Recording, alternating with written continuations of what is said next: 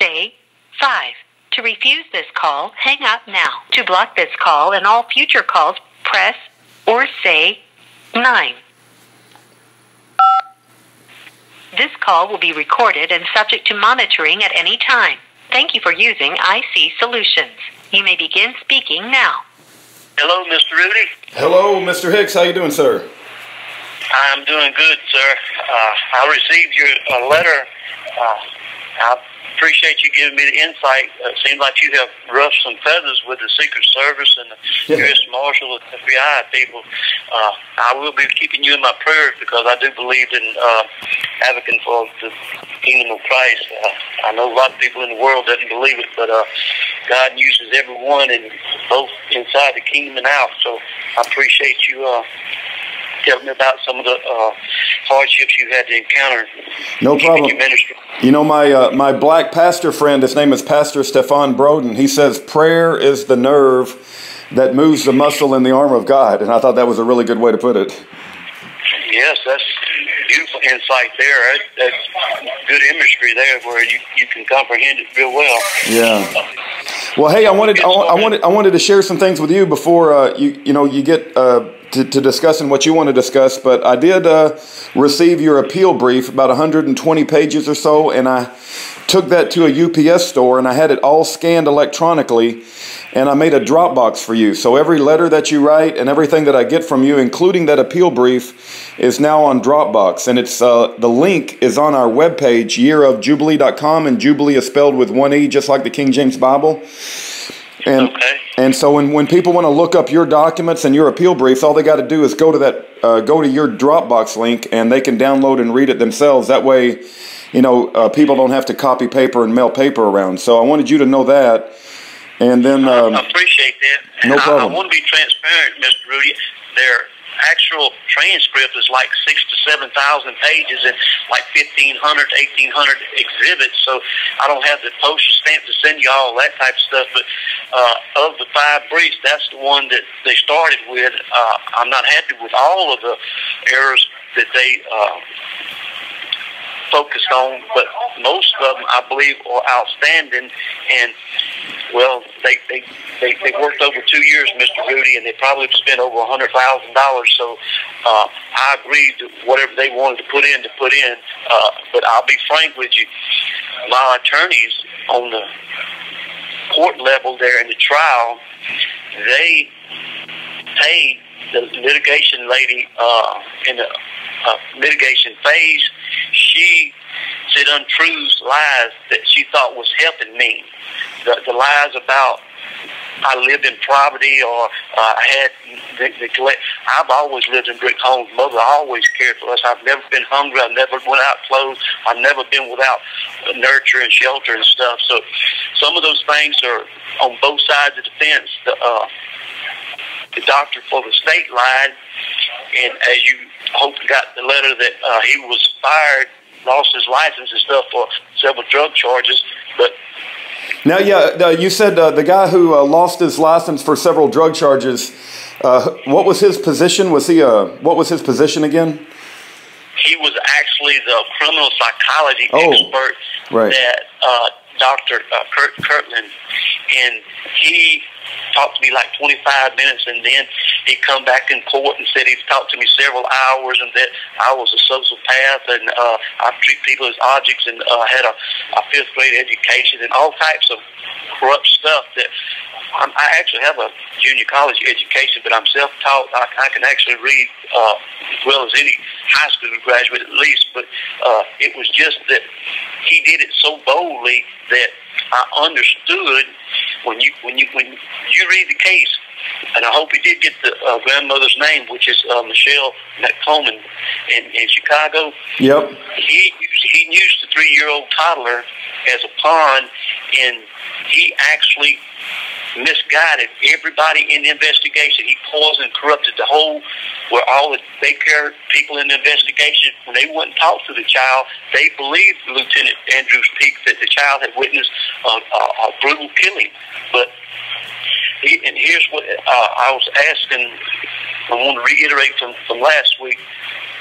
I'm asking people in the body of Christ and those in the secular world pray and collaborating evidence that supports the truth. The mother of the child testified that he was in Chicago. Both grandmothers, Regina Norris testified that she gave custody to the grandmother in Chicago. She came down from Chicago and testified to that, as the brief will state when people read it. But the DA said that they all was lying for me. So in both places, in Chicago and Mobile, I need somebody, be it a college student group, be it an innocent project group, be it a church group of individuals that are able to go around and get collaborative evidence. In other words, photos with the child, daycare worker at the church, the pastor, the doctors, the nurses, the medical record, things that support the truth that this lieutenant doctor coached and bribed that little baby, which was 3 years old, with sweets, toys, and stuff, and did get him to repeat that Uncle Dennis was in a fight. But the child wasn't in Alabama, and they spent over $2 million and got it. This year, I'm on death row because this lieutenant had this child to lie, and that's the extent of it. Right, I understand. Let me just summarize what you're saying for anybody who's listening that's not read a lot about your case. Your name is Dennis Hicks. You're on Alabama death row, and you're primarily there because of the testimony of a 3-year-old child who was coached by Lieutenant Andrew Peaks to say what he said by giving him candy and such. I can't believe the testimony of a 3-year-old child is all that reliable anyway. But let me also say there was 4. Okay. All right. Hold up just one second, Mr. Rudy. The child did not testify. He stated when he was 3 years old, they used that statement and put it in the trial. He was almost 8 years old at the trial, and he told the jury in the face that he didn't know between a lie and the truth, and he didn't see a murder. He said Uncle Dennis got in a fist fight, but they used the hearsay, the poisonous stuff that the lieutenant had the child to make up. The child didn't know that he was making up that he was a pawn. He's a baby. Yeah. Okay, that's very important. Okay, I got you. So the records will reflect that the other 8-year-old boy adamantly stood up and said Mr. Hicks did not get in the fight. And I did say that I was 4, but I thought it was a game. I didn't see a fight. It wasn't a killing. And the lady that came to Mr. Duncan said that both of the boys said I was a monster and I did that. That's the police lie. That's not the truth. Both of them boys love Uncle Dennis. They love me. And they didn't get in there and testify that. It's just that the DA was so, how do you say, educated to the point that she hoodwinked the whole jury. Yeah. She got them to believe a lie. She covered for the lieutenant. The judge covered. The judge told me, I'm sending you to death, Mr. Hicks, because the lieutenant said the boy said that you did it. And the boy was there. Okay. That's very important, and I'm glad.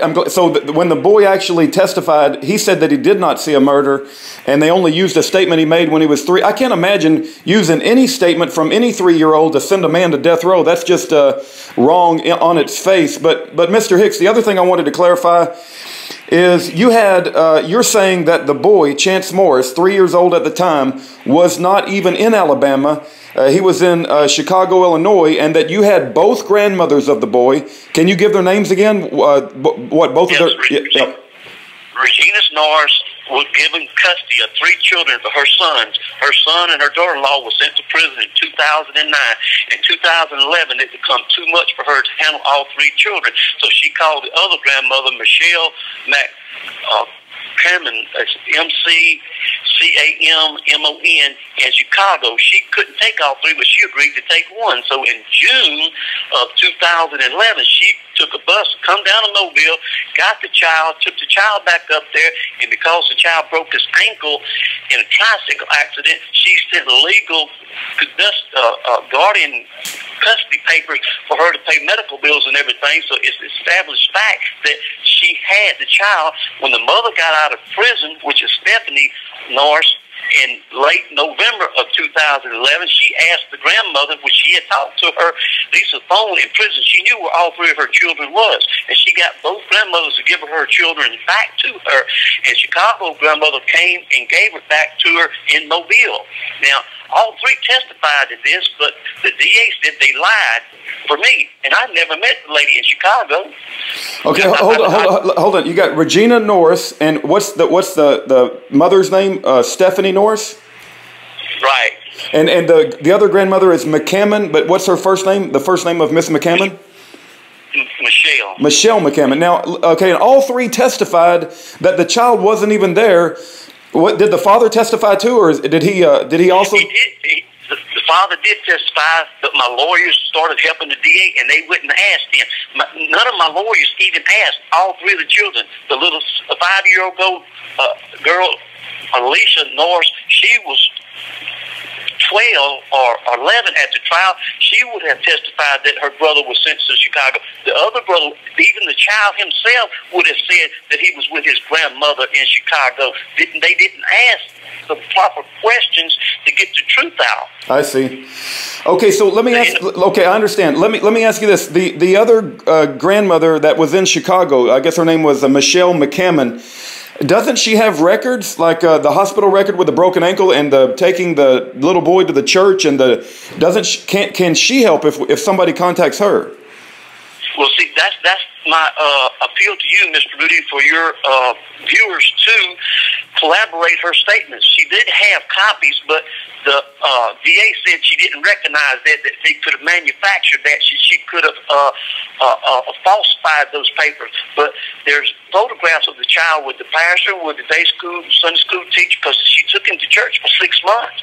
There's nurses, there's doctors, there's x-ray technicians, there's people that treated the child, interact with the child. They could sign an affidavit and say, yes, I know this young toddler was here on this date. Wow. And that's what I'm trying to say, to preserve. I'm asking those of you and to help exonerate me, to help this injustice, correct the corruption that this one individual, out of greed and selfishness, out of bias, out of pure blindness, hatred, he got his promotion, he got his raise, he got all his rewards, but he cost me my liberty, he cost me my relationships, he cost so many destructive lives that I don't want him to go through it. I don't hate him. Life's too short. God's forgiven me too much in my life for me to hate anybody. But I do want him to admit that he coached that little boy to lie on me. Yeah. Yeah. Not only that, but I mean, to dismiss the testimony of the two grandmothers and the mother, and also the documents. I mean, I would imagine there's got to be a doctor's record. But even with all that, Mr. Hicks, to use the testimony of a 3-year-old child, and it's not even a testimony, it's a statement he made, that's just ridiculous. You don't send anybody to death row on something a 3-year-old says. I mean, 3-year-olds don't have the mental capacity to know difference between truth and lies, or, what's real and what's not real. So I think it's terrible. Yeah. I do understand that, Mr. Rudy, and to be perfectly frank, it was a horrible, brutal killing. There was decapitation. There was the remains of the man's body was in an awful state, and they were under a lot of pressure to solve this crime and everything. But you have to remember, all of the forensic evidence at the scene where the body was found, the hair, the clothes, everything did not link me. And they took over 100 hairs off of my head, and they tested my hair on 4 different levels, 2 times in Alabama, 1 in Missouri, and FBI in Arizona. They 100% said no link was to me. And then when the lieutenant fabricated the lie that it was supposed to have been a killing at the grandma's house, all the tests at the grandma's house, there was no, for instance, residue of any kind, hair, blood, or nothing, that a crime that was committed. So they got the boy's testimony, and they got a 5-time loser, a Sharon Duncan, in Mobile County Jail. Now, I was in the county jail almost 5 years. Over 10,000 people was arrested. Over 8,000 was doing time. I was in a cell with some offenders more than a year. A couple of them was 2 years. But they got this one individual that said that he was there for 10 days. He talked to me one time, and I was supposed to have told him I did this crime. Now, I have talked to hundreds of police, hundreds of family members and neighbors and friends and church members, and no time have I ever told anybody that I've done this, because I didn't. I talked to Judge Rusty Johnson before he got sick and resigned, and told him, because I helped this man, he was living in a ditch, and I was trying to help him. I had tragedy in my own life where family members had died of a heart attack. I was on the way to a funeral when the police arrested me the first time, and the second time I was at my job. But I felt responsible for this young man because I had rented him a room. But God is my witness. That man walked off on a Monday. I called his grandma and said, hey, is he over there getting his TV and fishing poles and all his property, because he's not here? And she says, no. I said, okay, if you see him, tell him I'm going to my sister's house. Well, I saw him on the road. He went to my sister's house with me. He was supposed to call his grandmother. He didn't call his grandmother. At his sister's house, I had so many things going on at that particular time, but we'll focus on the hours that the DA lied to the jury. The DA said on Monday, September the 5th, between 7 p.m. and 11 p.m., I was supposed to be in this knockdown, drag-out fight with this young man, and he stabbed me, I stabbed him, and I ended up killing him. None of it never happened. I was at Cersei Hospital returning my sister. Well, wait. Let me pause you there. Okay, so you say he stabbed you and you stabbed him, but if he stabbed you, there ought to be like they ought to be able to have proof that he stabbed you. There ought to be a stab. Was there a stab wound on you? I mean, no, sir, it wasn't. And I told them, look, the 3 county jail workers stripped me butt naked, had me bend over, cough, and did the inspection that they do everybody when you go to the county jail. I was arrested on the 9th, Friday morning, September, and there were no bruises, scratches, no laceration, no stab wounds, no nothing. But now you have to remember, when the lieutenant was coaching this little boy, when he got him on the video, the little boy is flying by the seat of his pants. Everything that comes up to his mind, he is steadily saying. Yeah. So he's saying that the grandma watched the killing, that the grandma's boyfriend watched the killing, that we all cleaned up together. He helped clean up the blood. It was outrageous, all what the little boy said. Yeah. The inconsistency, the discrepancy was all over the place, but the fact that he wasn't there in Alabama is what I want to bring home, that the DA said that he was. The lieutenant right now, he's been got promotion and everything. He's saying right now to the public down in Mobile, that boy told me this, and I didn't make it up. But he did make it up, and he did put me here on death row off of that manufactured lie. Yeah. That's the truth. No, and I want God's truth out. I don't. It's not me making it up.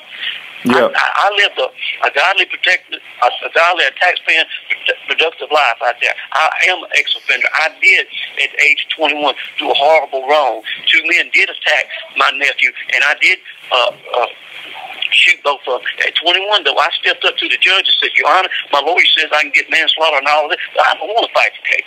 I done wrong. I'm deeply regretful and remorseful of this. I wished I hadn't. I was taught better. So he gave me 2 life sentences, and I went to penitentiary for 25 and a half years. And by the grace of God, he gave me a parole. And I was out in the state of Mississippi doing fine, and mother called me that my siblings was trying to put her in a rest home. My mother loved me all my life. So when she asked me to come take care of her, I was willing to do it. And I did it. I sold my place over in Mississippi, come over in Alabama, and was privileged and honored to take care of mother for a year and a half. What year did you... Now, help remind me, when did you get out after the 25-year sentence? 25 and a half years. What year did you get out? I went in 1979. I got out February 2005. In April 2005, my stepdad died, and mother asked me to come home and take care of her. I prayed, and God blessed me with the state of Mississippi and the state of Alabama. Both governors and most Department of Corrections and Parole people honored my request, and they gave me what they call a dual status. I reported to both Mississippi and Alabama and served for 6 years and 9 months. I had got recommendations to be removed off of parole. Haley Barber, the governor of the state of Mississippi, that was ending his term in January of 2012, told my mentor and the leader of my petition clemency that he was going to grant me a conditional pardon. I was 4 months lacking a 33-year goal to be completely free of my legal issues in America so I could go worldwide and help whatever God laid me to do, whatever ministry, whatever my destiny was. And this got on the radar, and this individual lieutenant could not believe that an ex-offender could live an honest, godly life. But I give God the credit. He the one changed me. I'm not a liar, a thief, all the things that I was at 19 and 20. I was a lost sinner. I was smoking marijuana. I was doing things, shacked up with a young lady, high school friend, and all of that was wrong. But I'm almost 60 years old. I'd like just a few weeks to be 60.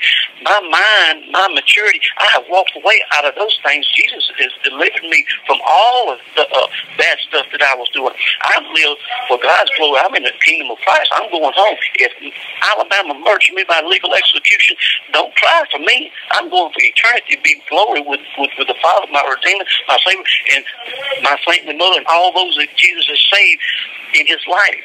Amen. Amen to that. But I do pray that God has a... Yeah, go ahead. I'm not here in this 5x8 cell in agony and suffering. And I got joy. I got peace. I've got God's love shining in my heart and on my face every day. I walk a Christian life here by the grace of God. He empowered me through His Holy Spirit, through His Word. I love studying the Word. I learned the Word. I know the Word to the point where I don't have to be slammed off the wall every time something comes up. I wish this tragedy hadn't happened to this young man, but I did a royal law. I took the man out of a ditch, and he told the only county official, which is a food stamp lady, he told her that he would be living with me for a few weeks, a couple of months. She called me back there, and I signed a statement saying, yes, I was taking him in for a few months. That man walked off Tuesday, the second time, and my eyeballs never laid eyes on him again. Now, people in the neighborhood, Mr. Rudy, and I'll name them, Steve Waite and his wife told me they saw the man, talked to the man. They knew the man for 10, 12, 14 years. That when his poster was up that he was missing, that he was ducking his grandma's warrant because she assigned a warrant for him as well as me for an alleged trailer that I purchased from him. He was walking around while I was in the jail, and my parole officer, she stood up for me. She told the judge, and she told that lieutenant, Mr. Hicks got a bill of sales. He's got a half a dozen people. He's been buying trailers. He does that. He's been doing it for years. We give him permission to do an honest business. Well, wait, let me, for clarity purposes, let me ask you. Okay, so wait. So Joshua Duncan goes missing, right? And he's trying to sell you a trailer, right? He's already sold me his trailer. He's already sold you a trailer. But he's missing, and everybody's looking for him. And you're saying they picked you up because he was missing, and they suspected you were involved with his missing, and they didn't know he was dead yet? Right, but the lieutenant claimed in my hearing, my parole revocation, that he was dead, but nobody knew that he was dead. I didn't know he was dead. His body was found October the 24th at a firing range, a security. Okay, wait. So his body was found October the 24th, and that's when his body was found, and they knew for sure that he was dead. But when were you arrested? What day did you get arrested? Okay, well, they didn't know that it was his body. They had to do a DNA test. Oh, I see. And the DNA test come back November the 30th.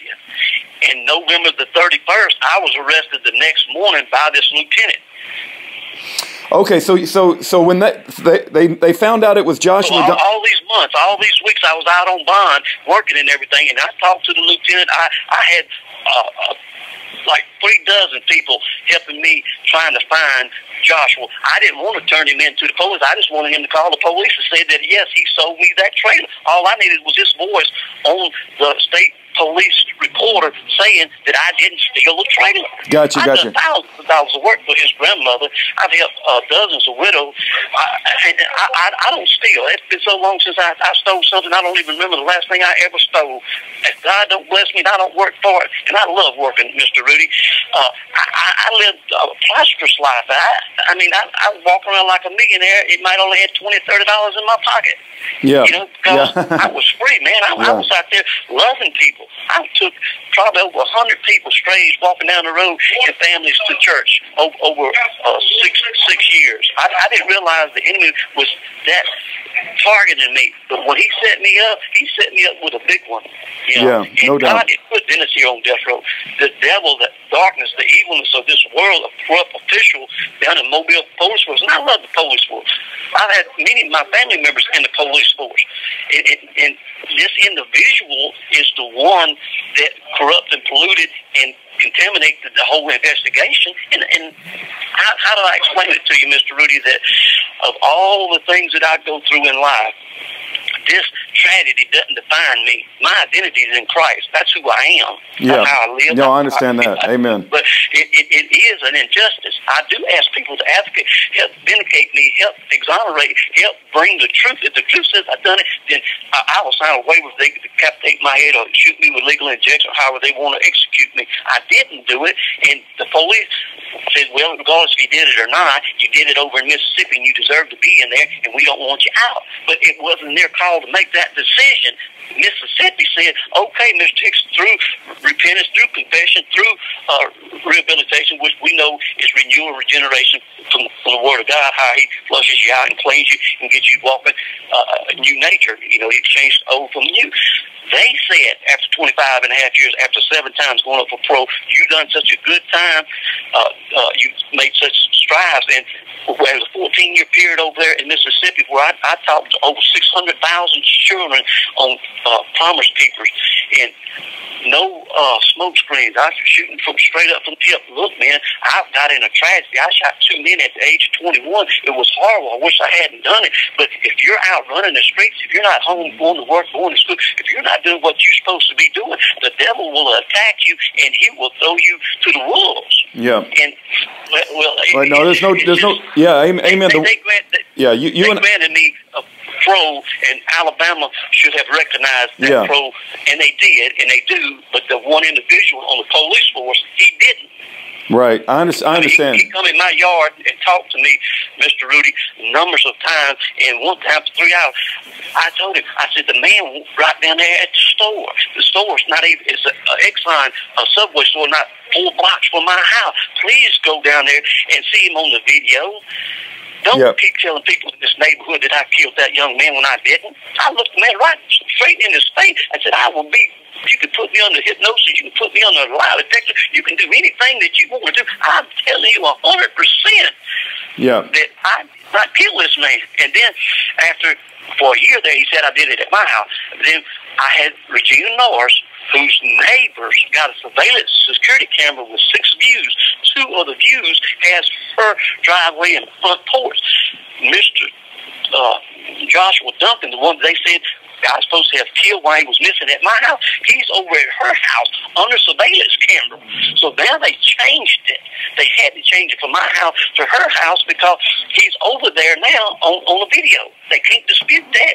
It ain't my word saying that he's not dead at my house. It's the facts of absolute truth that he's over there at her house.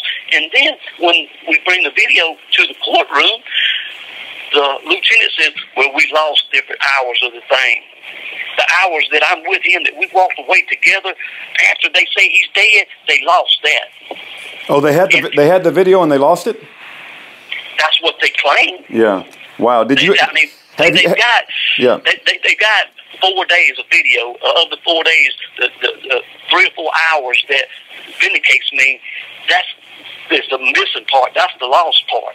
Now, they could have got the grandmother there when she picked him up in June.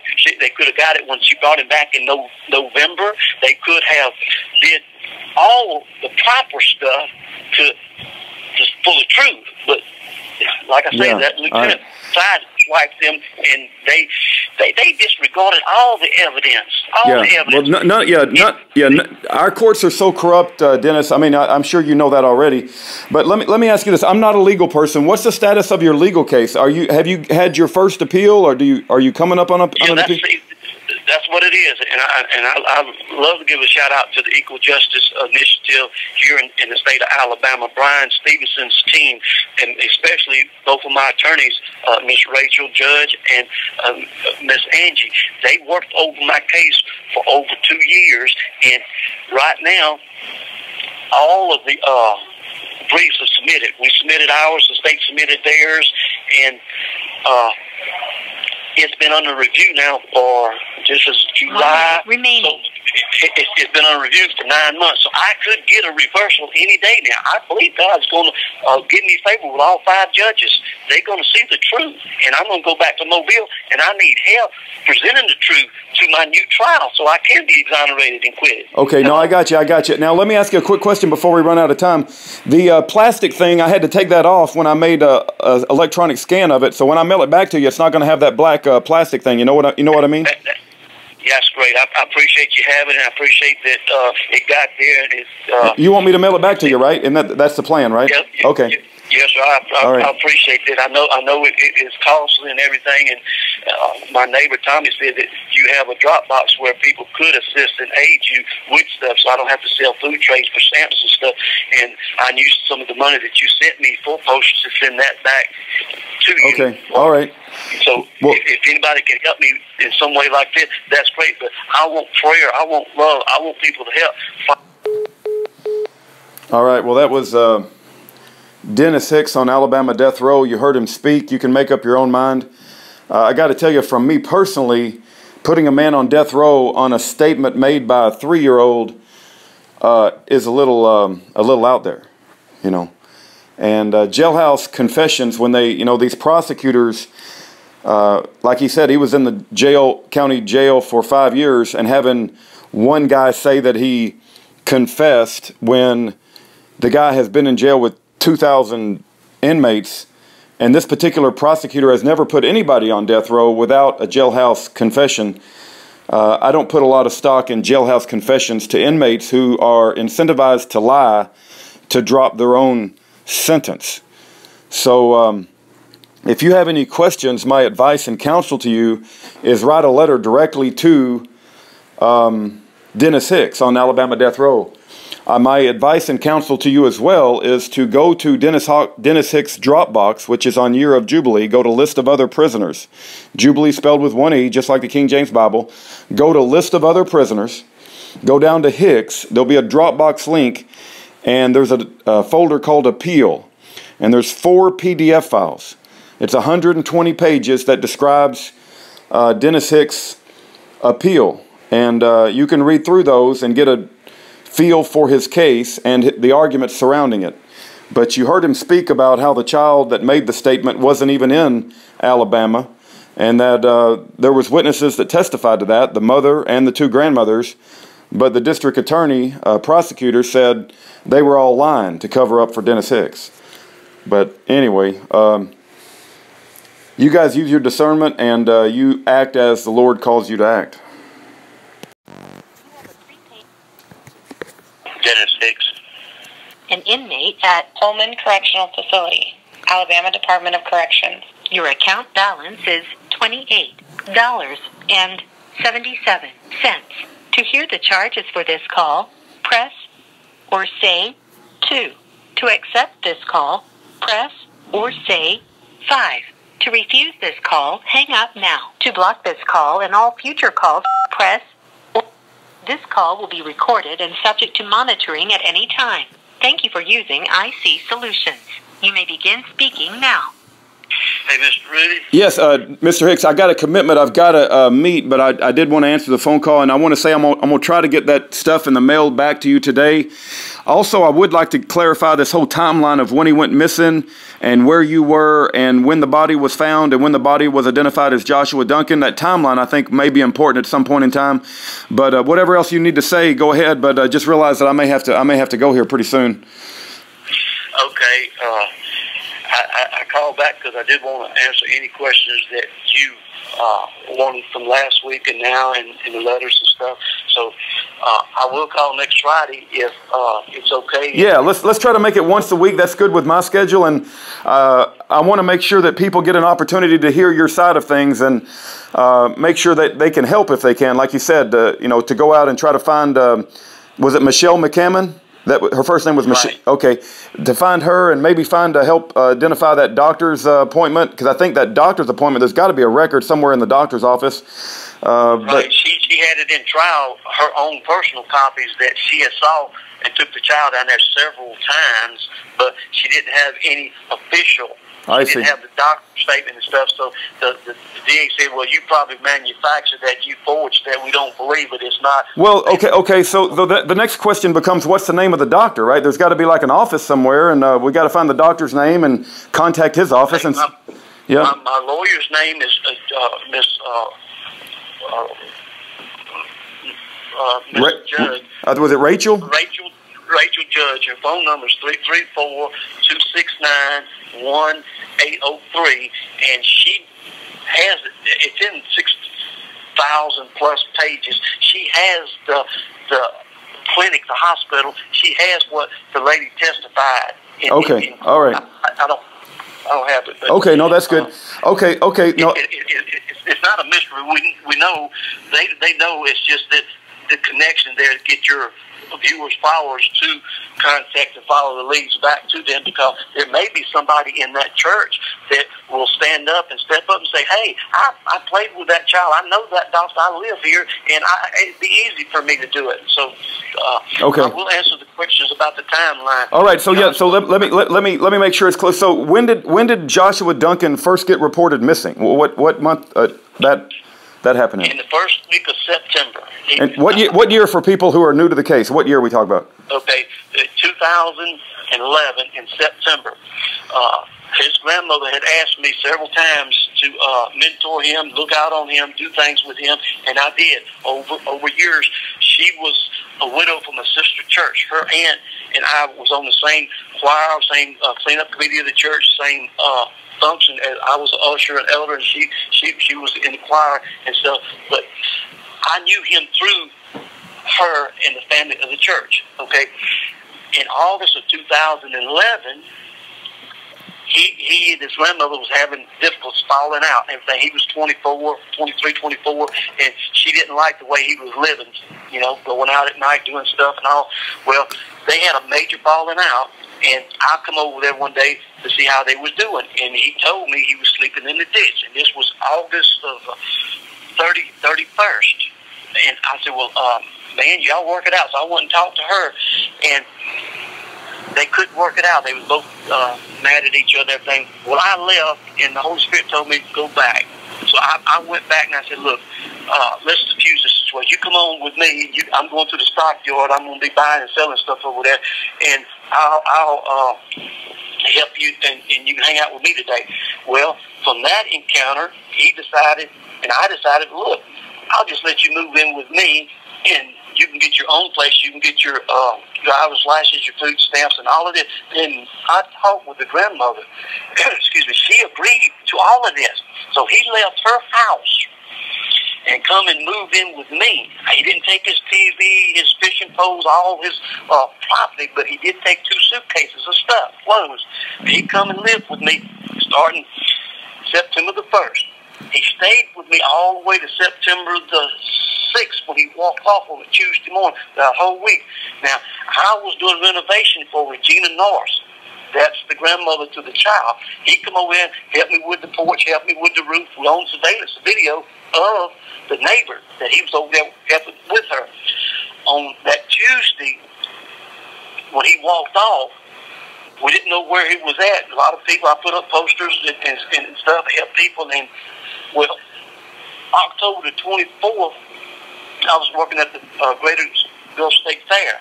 Every year there in the ministry through the church, we pass out tracts for Jesus, and we do a lot of stuff. Well, I was at work on the 24th, and my niece called and said, hey, they found the body at a police range. Do you think this is a young man that y'all looking for? I said, no, the members of my church told me that he'd gone back to Texas with his mom. So anyway, the body was identified. It ended up to be him. Well, there you have it. The 6th of September to October 24th was like 50 days in that neighborhood, about 7 weeks. And it took 4 months for them to get the mother's DNA from Texas.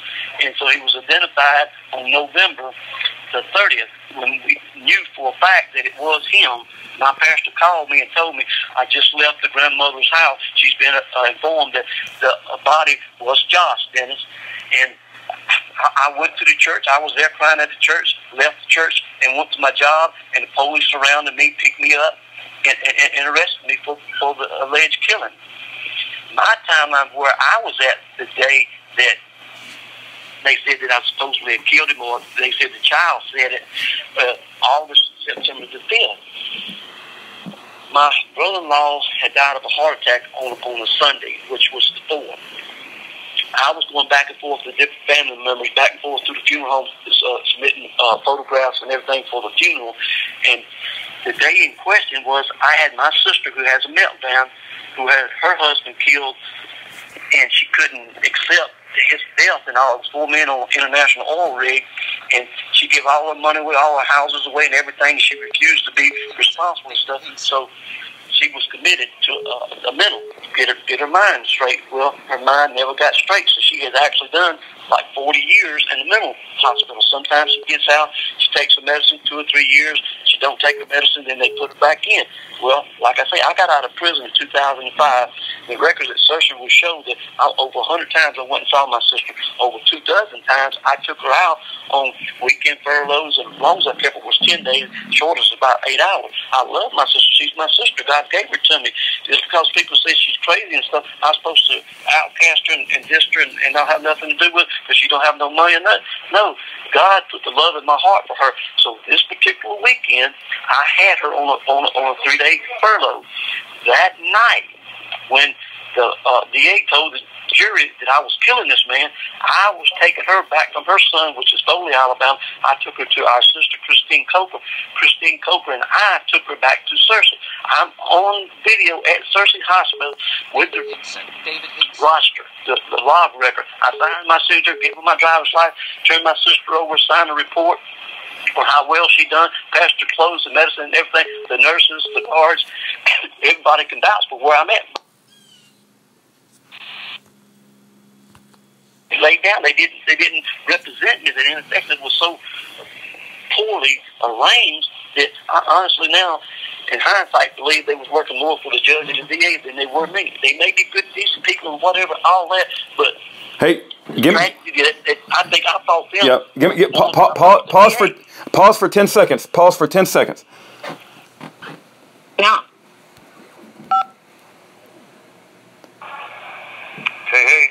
Hey man, I was on the phone with an Alabama death row who's innocent, and let's see, just a second. Yeah, hold. I got to go, David. Can you call me back? I got to take him. He's on Alabama death row. He's innocent, and I hate to do this, okay, but bye. Okay, bye. Hello, you there, Dennis? Okay, go ahead and finish what you need. Okay, I know you're present for another phone, so I'll be as brief. No, when I left Searcy with my sister Christine, we left Phyllis Lister there. All right, I'm not on the money with seconds or minutes, but I can put it within the hour. We got there after dark, so it was 7:30, 8 o'clock. It takes 30 minutes to get back to Christine Coker's house in Satsuma from Mount Vernon. All right, there I left and went to Regina's house. This is the grandmother where the police said that the killing occurred. All right, when I went to her house, Josh is there. I take Josh with me, and I go to my house because my dog had puppies, and I checked on my property because I've been with my sister over at Foley and been gone most of the day. Well, between Regina's house and my house, there's a Walmart on Children's Road and Moffett Road. Josh and I walked into Walmart together. We own surveillance video cameras. The DA had a picture of Josh. My attorneys had a picture of Josh and me. It's 9:34 in the discovery, a picture of him and me. A man's vehicle next to my vehicle in the parking lot was stolen when we was in Walmart. Josh talked to him. I talked to him. He made a police report. This man, I don't know his name, but I told my lawyers to look up the police record of whose vehicles was stolen on September the 5th at Walmart at 9:30 to 10 p.m. This man talked to Josh. We left there, went to my house, and went back to Regina's house. I'm at Regina's house, and Josh and I leave the next morning. Now, there was an incident at at Regina's house at 3, 4 o'clock in the morning. I walked into the kitchen to get something to drink, and Josh is watching X-rated, R-rated cinema movies on TV, and he was masturbating. He's 24, 23 years old. He was a grown man, and my counseling with him, and we did not get in a fight. It was not a major argument. I said, the children and her, she's letting us be a guest in her house. This is inappropriate here. You can do that either behind the doors or in privacy. So I woke her up, and me and him, I said, look, I'm just going to go back home and gather up some stuff to sell over there the next day, because she asked me to build a ramp for her brother that was dying of AIDS in Atlanta, Georgia. I had went to the parole officer and got my permission to go to Atlanta, Georgia to build a ramp. The funeral was Friday, and well, when Josh and I left, and we on the video camera when we left now, and my lawyers had that, but it was at night, and you couldn't tell the face. But they had him in the daytime. They could have got an expert to say, okay, the height, the hairdo, because he had a mohawk haircut and his weight and everything. They could have matched the illustration of him and I when we walked out the door. But they didn't do any of that type of stuff. They didn't get any of the experts they told me they were going to get or nothing. And well, when I went back to my house that morning, Josh went to sleep. I went in the backyard, went to working and stuff. Later on, he got up and he actually come in the backyard and helped me load stuff on my SUV to take to Regina. But he did. When I told the police that we were arguing and talking, it wasn't an argument of a temper or a physical or any of that. I was schooling and mentoring him. I say, look, man, I understand that you're a young man, that you date women, you know, you go to clubs, you drink and all that, you're grown, and you can't do it here. But when you get off on your own, you can live how you want to live. Hopefully, it's a Christian life. Well, he wasn't mad, Mr. Rudy. He wasn't arguing or nothing.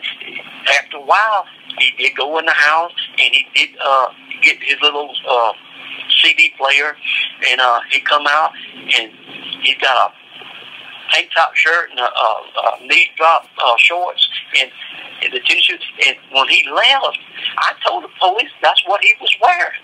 When they found his body 2 months later, that ain't the clothes that he had on. So obviously he went somewhere with somebody and done something, whatever it was. I'm not privy. I don't know that, but the district attorney in the courtroom in the trial pointed to me and called me a murderer like 40, 50, 60 times and said that I sit there with no remorse, no guilt, and that I knew that body was sitting there for months, and I didn't know he was there. I didn't know how he got killed, where he got killed, any of that. It wasn't at my house, wasn't at Regina Norris' house. I didn't do the killing. I got you. That's the timeline with me. You know, and there's a lot of details. Okay, now I understand. And let me share this, and I do hope that people listening can help reach out and find some of these people that can testify to Chance Norris's whereabouts. But let me just share this idea with you, and if you think it's a good idea, that's up to you. It may have already been done to some extent, but this timeline you've just spoken about, it might be good to put in a written format, like to say on this day you met Joshua Duncan's grandmother, on this day is the day that you took Joshua Duncan in your house, and have it in written format with dates so that I can scan that and put that in your Dropbox so that, you know, people that are not going to listen to like an hour or a 45-minute, you know, discussion, they might read a one-page timeline. So that might be helpful to bring people up to speed. I did do that chronologically. I did submit to the judge when he told me that he was going to sentence me to death on the words of that little boy and the lieutenant. I wrote like 400-something pages of about 20 different briefs of my objections throughout the trial, and I walked through, and it's on record as far as a motion of my whereabouts, because my lawyers told me, don't testify. If you testify, you make us lose the case. If you don't testify, we're going to win the case. If you say you're a new man, you say you're a saved man, then she's going to bring up those 2 homicides, and you're going to lose. So I prayed about it. I said, okay, we'll vote on it. 2 out of 3. And each issue that come up, they voted me not to get on that stand, but God is my witness. I should have overruled it and got on that stand myself. I didn't get on the stand, not because I was guilty. I didn't get on the stand because they advised me not to. I should have listened to my heart, got on that stand, and looked at them people in the face and say, I didn't kill this man, and I didn't. No, I think it's always a good thing to testify on your behalf because I just don't trust lawyers. But let me, okay, so I know that you, in your, you said you've written 400 pages, you did a walkthrough. Here's the challenge, as you know, Dennis, we live in Sodom and Gomorrah and people just don't have, they're not going to spend the time reading hundreds of pages of documents. But if there's just a short page with like the highlights, I met Joshua Duncan, he went missing. This is the day they found him.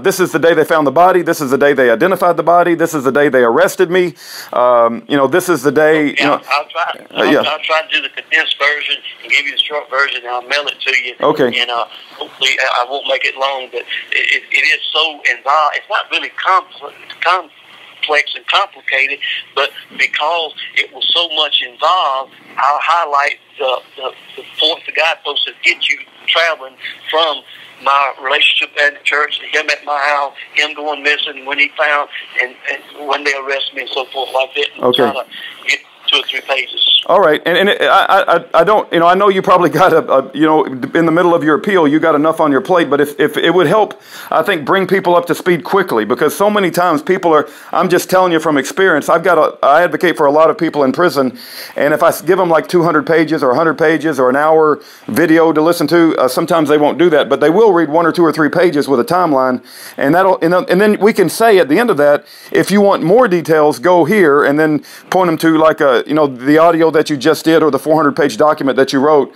But God bless you, Dennis. Our prayer. Yeah, go ahead. Now they were in like 15, 16 different motions, and I put the motion in chronologically that this was my whereabouts, Judge. This is what my life events, and it wasn't none of them what the DA and the lieutenant said that it was. Now, did they think there was some discrepancies? Yeah. Regina North's son lived at that residence for all his life. From the ages of about 12 to 19, he testified that he threw hatchets, axe, and knives to this particular tree, and that he had his bulldog chained to that tree at one time for years.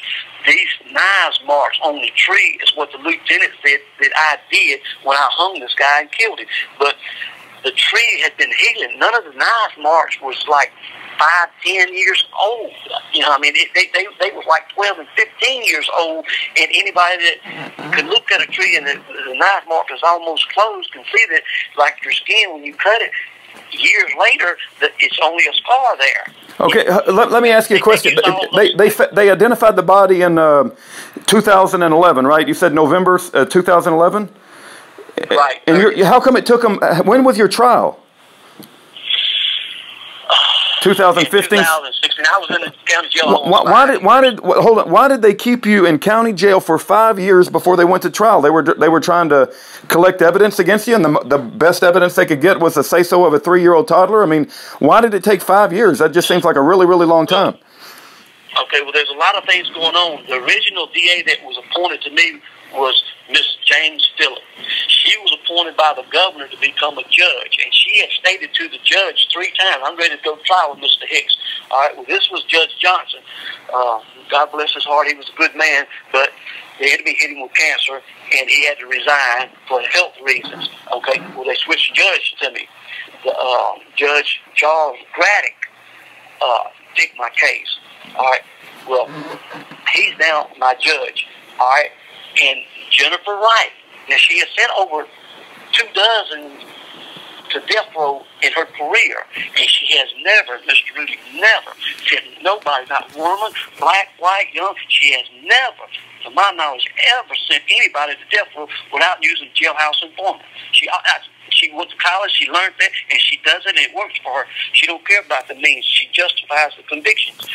She got a jailhouse informer that had been in the jail for 10 days, got out, got rearrested, come back, and 5 months later, and several weeks before trial, she gets him to come to school. And I'm not saying that she did it first, I'm talking about her staff, the lieutenant, the corporal, the administration. And he come in the courtroom, and 3 times he stood on the stand and pointed to me. That man right there told me he did it. He said out of his mouth, and he testified. I only talked to Mr. Hicks 1 time. And sir, he got a mandatory life sentence dropped down to 30 months. He's probably out in society now. What's his name again? Do you remember his name? Sherman. His name is Sherman Duncan. Dunning. Dunn. And his nickname is Squirt. He drives a black Corvette with yellow stripes, and he's a known drug addict. He's a known drug dealer. He's a drug lord. How do you spell that last name again? How do you spell that last name? Dunning. ING. Okay, Dunning. He got busted with $97,000 of cash money and 122 hits of dope. White dude or black dude? White dude or black dude?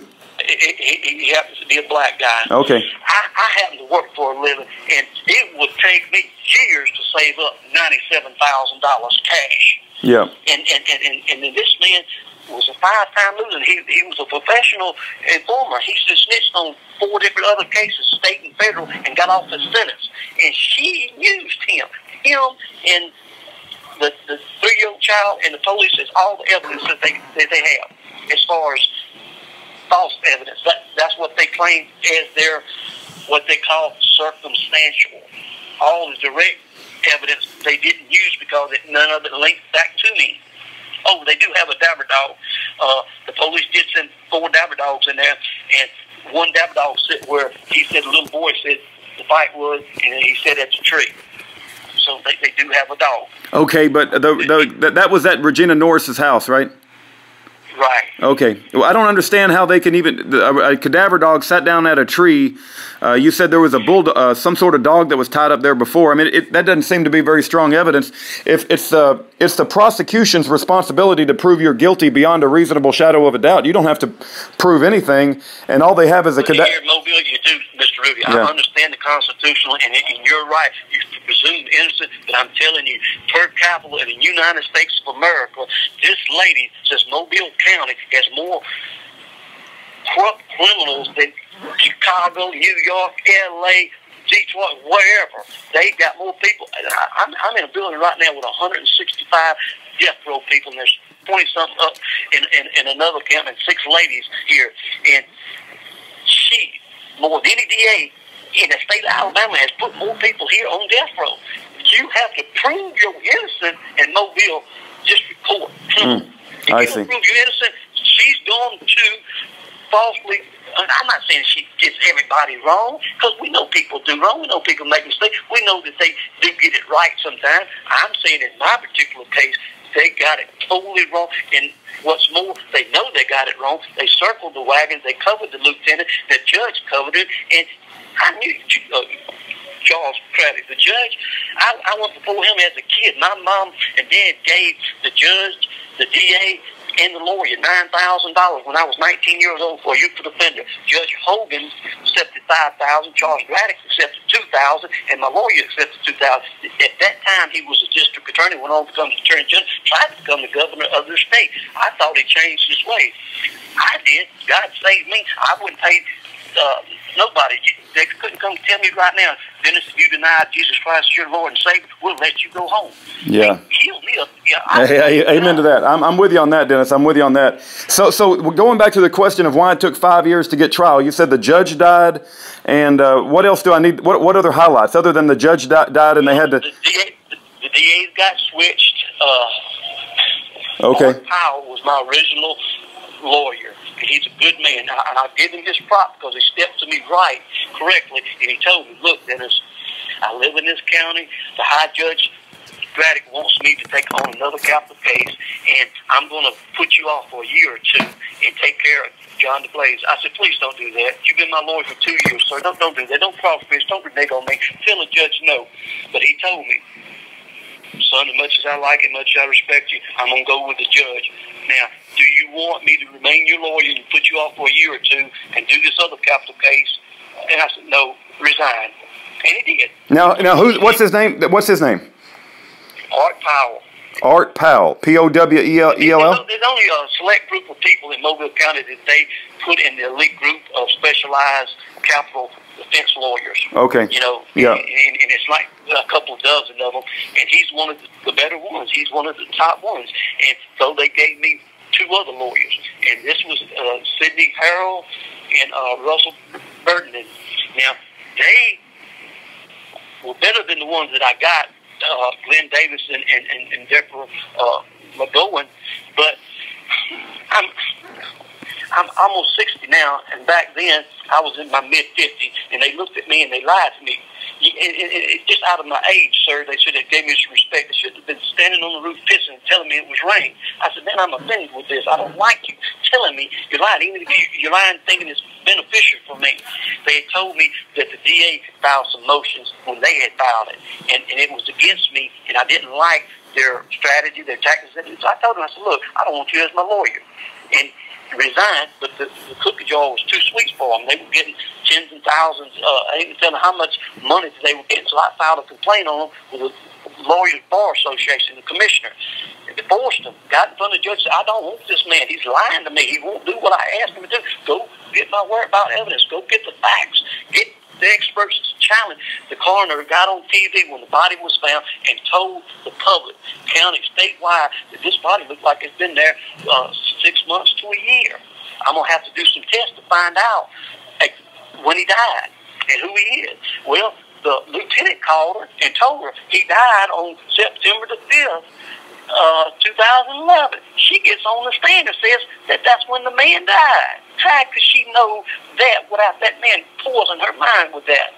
It was ridiculous. I wanted a second opinion, and I wanted experts to say that tree. I want experts to do the handwriting signature of the trailer where she told the jury, this man forged this letter. This guy's retarded. He's a mentally ill person, and he wasn't. If he ever had a problem when he was a child and everything, at 23 years old, he wasn't a handicapped man. He's smarter than probably 40% of the men I'm living around right now today. He wasn't what they made him out to be. Gotcha. Okay. All right. So you've given us the names of your lawyers. Now, can you give us the name of the judge that died of cancer that originally? Do you remember him? His nickname was Rusty, but it's Johnson. Something Johnson. Okay. And the new judge that eventually took over? I think it's Joseph Rusty Johnson, and the judge that sentenced me was Charles Braddock, and he was the chief judge, and he was a judge, and he was attorney general, and he was a district attorney. He was in politics all his life. He was supposed to have been the smartest legal mind in that courtroom. When he smiled at me and looked at me and told me, I'm sentencing you to death because I believe the boy, Dennis. I believe the boy's telling the truth. I believe the lieutenant's telling. When he told me that, I knew he knew that they wasn't there, and he wasn't there in Alabama. He covered, circled the wagons, and God is my witness. And I love Mr. Braddock. He done some good things in his lifetime, but he was totally 100% off the mark when he lied in that courtroom and said that boy was there in the county of Mobile. He just wasn't there. Yeah, I got you. All right, Dennis. Well, I pray to God that the Lord. We're running out of time, but the Lord, the Lord works in mysterious ways, and all we can do is keep being obedient and faithful unto death. And I pray that the Lord works in your case, and I think you speaking out about it, who knows what the Lord has in store. All right, thank you, Mr. Rudy. And I do have God's green light. I do appreciate the people that advocate, and I will do the project. I will do a condensed letter to you and give you a timeline and maybe some other different angles, and maybe you can drop box them. I'll call you next week, Lord willing. I appreciate everybody's love and prayers, and I am doing well. Ask your followers to go to church, believe Christ, accept redemption. It's in the blood, it's in the name, and it's in the Scripture. Jesus beat the devil with a written word, and we can whoop the devil with a written word too. Hallelujah. Amen. I love that. Jesus beat the devil with the written word. That's good. That's good, Dennis. And our prayers are with you, and we'll put this out, and we'll put anything you send us in the Dropbox, and I'm going to mail that stuff back today. All right, I appreciate it. Thank you. God bless you, Mr. God bless you. Wife, hello. I will, Dennis, and God bless you, and our prayers are with you. Goodbye.